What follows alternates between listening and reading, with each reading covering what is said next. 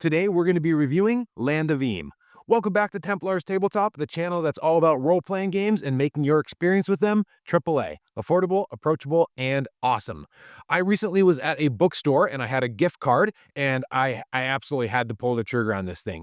This is Land of Eam. It calls itself a mix between The Muppets and Lord of the Rings. Two things that are right up my alley, so I had to absolutely go for it. Now, this channel is all about making things affordable, approachable, and awesome. And I have to confess, I would not put this box set in that affordable category, in that I got this for $140.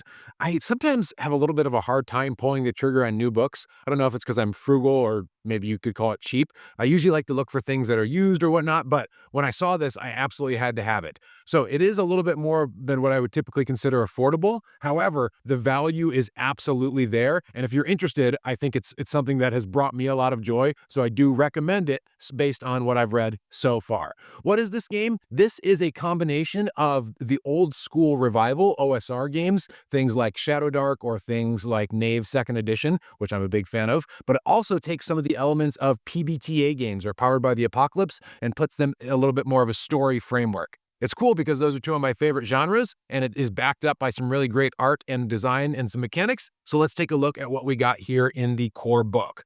So this company, I hadn't heard of them until I actually purchased this book, but they have their own graphic novel series, and you can tell the art in this is just absolutely amazing. So as far as the production design and all that kind of stuff, this is a really well put together book. In this core book, it's got the main player rules, and then it's also got a bunch of stuff for things like crafting. It's got some basic bestiary stuff, but the layout, the design, everything is just really well put together.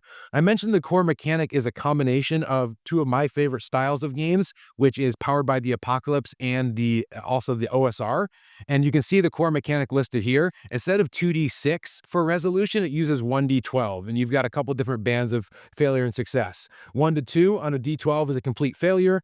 3 to 5 is a failure with a plus. 6 to 8 is success with a twist, or a complication. 9 to 11 is a success, and a 12 is a complete success. It also has modifiers as well, but they're fairly simple. Long story short, as I mentioned, it takes some of the coolest bits of Powered by the Apocalypse and OSR and puts them together. Now, in this box set, there's a couple other things as well. We just looked at the player's guide, but there's also a bestiary, so got a bunch of different foes. I'll pull that up here in a second. And then there's one more really cool component, which is a large sandbox. Now, I'll do the sandbox here first real quick.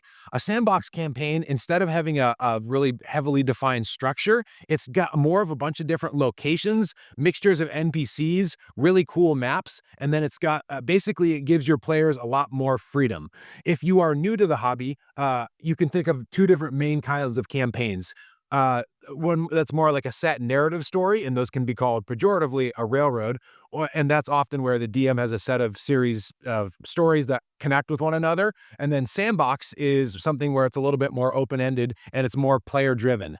The downside of a sandbox is that it makes the players take a little bit more agency on where they want to go. But the upside is that if you've got something that's really well put together and you've got a lot of great details like this book has, the players are really in control and you can end up with a lot more organic storytelling. And so this is a really cool concept. I don't have a group that I don't know if I would play with it, but like if I was going to play this game solo, or if I found a DM that was willing to run this, I think it's like a really cool concept. A lot of the characters and things are really well laid out. There's a lot of interesting things. And one other interesting thing about it is that it's got 3 tones of stories. And so some are a little bit more lighthearted and silly, a la the Muppets. Some are kind of medium level, like Lord of the Rings. And then finally, there's a category that's a little bit more serious that deals with more dire straits. And so it's cool that it not only gives you a wide range of different locations, but it also gives you a pretty wide range of tones even within the book.